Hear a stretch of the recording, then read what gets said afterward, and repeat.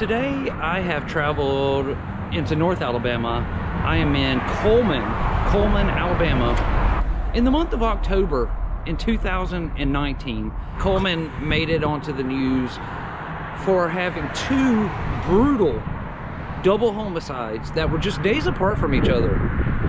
Well, today I'm here. I'm going to visit some of the locations, and I'm going to tell these stories that made up the bloodiest month in Cullman, Alabama's history.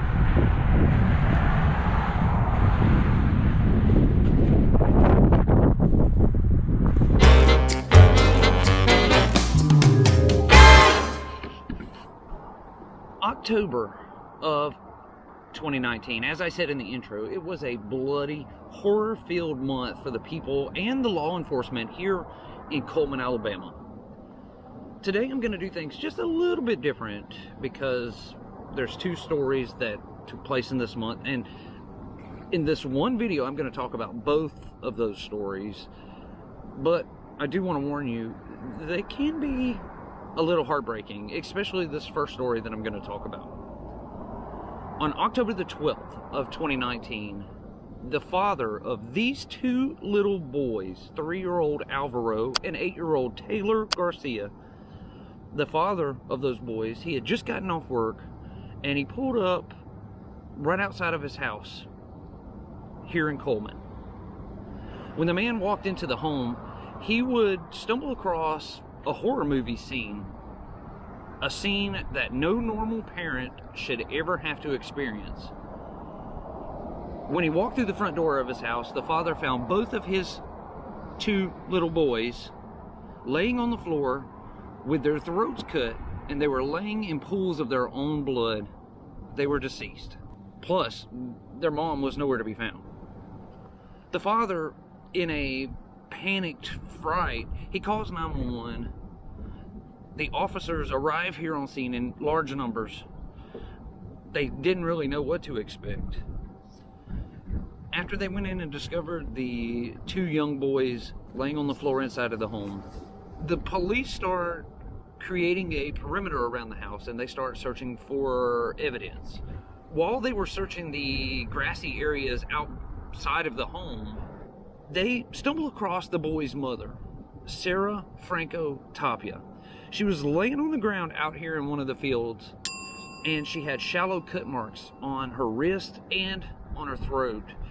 So the officers quickly load her up and rush her to the nearest hospital. While Sarah Tapia was in the hospital, doctors discovered that Sarah's wounds were very shallow and they appeared to be self-inflicted. So they transferred her from like the emergency room over to the psychiatric ward of the hospital. The police, they didn't know at this point, was she a victim or was she a suspect or what was going on. So they kept an officer like stationed outside of her door at all times throughout her whole treatment there. While she was being treated in the psychiatric ward, investigators who were at the scene, they started getting some of that evidence back, and the police learned that Sarah Tapia's fingerprints were the only ones that were on the knives that were used to kill the boys. It was just her fingerprints, their blood, and her blood. That was it. No one else's. So the Cullman County Sheriff does a press conference where he announces that they believe she committed this horrible, horrible act. So as soon as she was cleared to leave the hospital, detectives were right there and they officially arrested her for the murders of her two children, Alvaro and Taylor. Sarah Tapia actually confessed to killing both of her kids, and she confessed to, putting those cuts on her wrist and stuff. It's now been more than 2 years since this horrific event took place.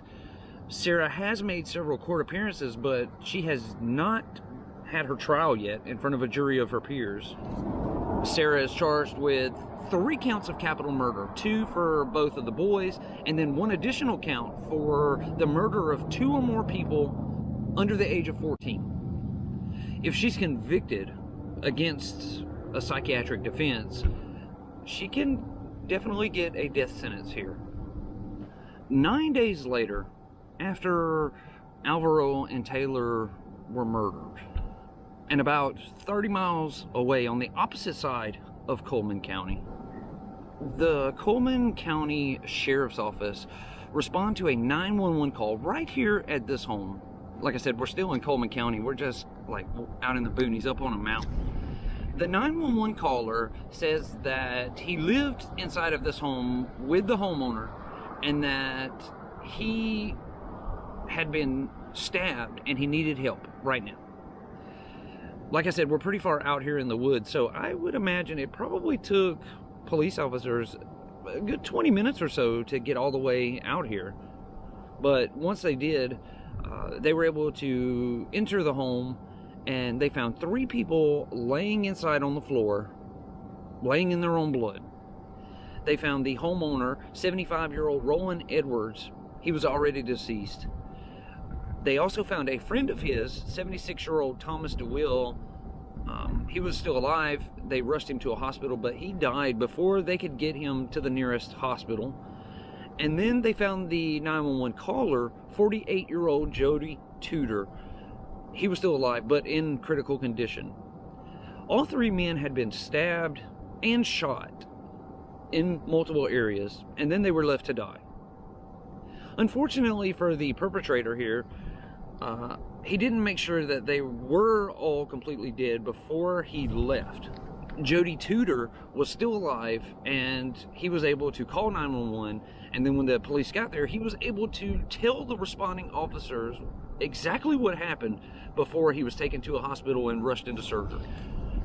Jody told the officers that the 3 men were just like hanging out in the home. They were drinking and talking, just having a good time. You see, Roland Edwards and Thomas DeWillie, they were both kind of famous. They both founded a company that was called Lunatic. That company developed light shows and pyrotechnics for some of the biggest bands in the world for their live concerts, like Kiss,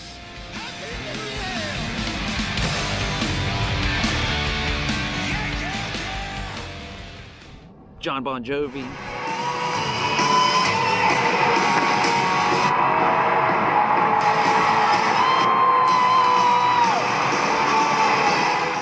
even Michael Jackson.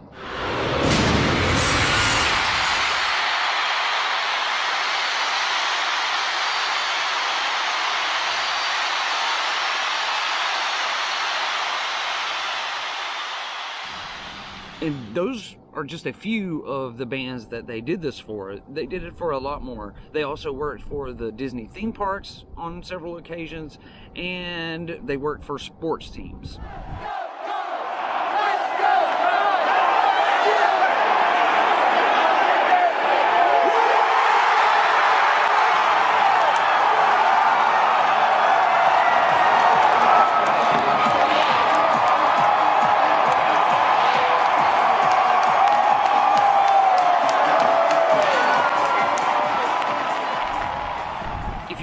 This building that's out back behind the house, this is one of the areas where they worked, and they developed the layouts for those shows that they were working on. They also had an office up near Huntsville that I don't know if anyone remembers, but it famously caught on fire and ignited the fireworks, and it caused a huge explosion that actually killed a few people a few years back now.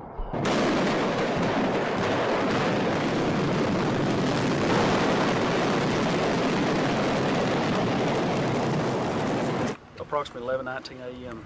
This morning, that there had been some type of explosion that occurred at the facility here. They produce pyrotechnics, stuff of that nature. State Fire Marshal has arrived. ATF is here. FBI is here. We have a lot of agencies that are here trying to figure out what happened. We don't know why, how.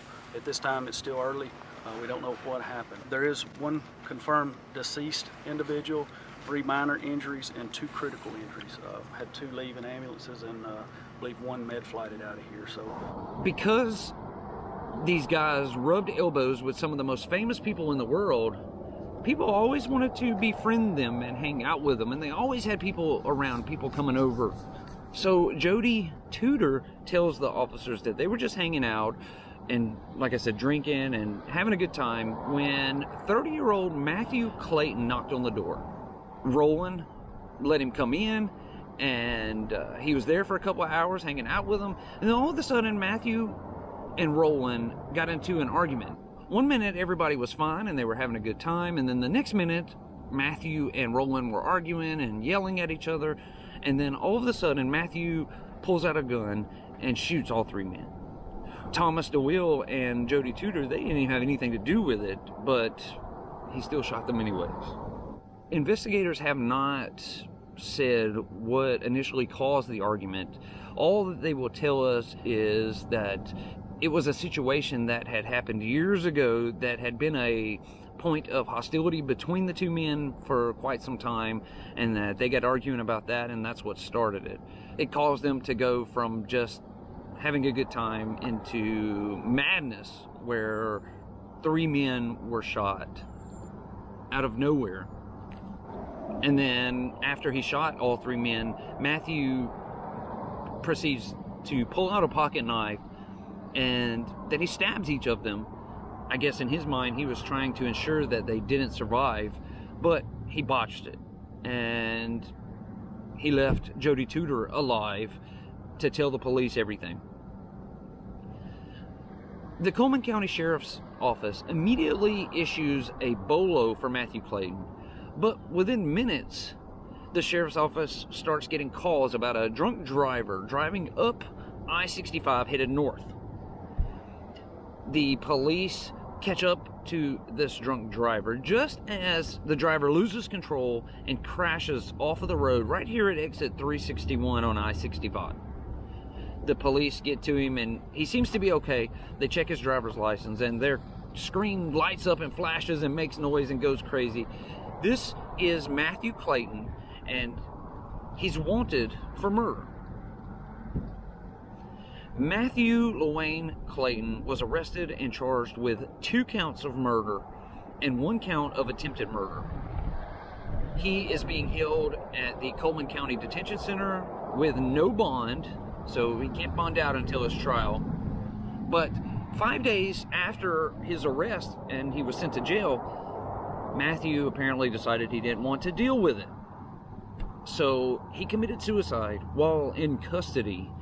Now, the police have not said how he committed suicide, but I suspect that he hung himself. It says that when they found him, they tried to revive him. They were able to do like CPR and stuff on him, and they got him to a local hospital. But after a couple of days, he was declared brain dead and deceased. So I imagine that it was probably a hanging. Within 2 weeks, in the month of October, in 2019, 5 people were brutally murdered here in Cullman, Alabama. A city that typically has no murders per year, and at the most maybe 1 per year. It made that October of 2019 the worst month in Cullman's history. I will come back and update you on what happens in the Sarah Tapia case, whether she pleads on her case or she goes to trial and has a verdict. The Matthew Clayton case, and it's pretty much a done deal. He has committed suicide and he is the culprit here. But as far as the 2 children who were murdered, I'll let you know when something happens. That is going to do it for this video today here in Cullman, Alabama. I am actually going to stay here again tomorrow, but I'm going to mix it up a little bit and do a different type of video. So I want to thank you all so much for watching. I really appreciate it. If you're new here, go down, hit that subscribe button, then hit that notification bell so you get notified every time I upload a video. If you're wanting to help support the channel, you can check out the links in the description box below. That's much appreciated. Thank you all. I will see you again tomorrow. Please stay safe and stay healthy. Much love to you all.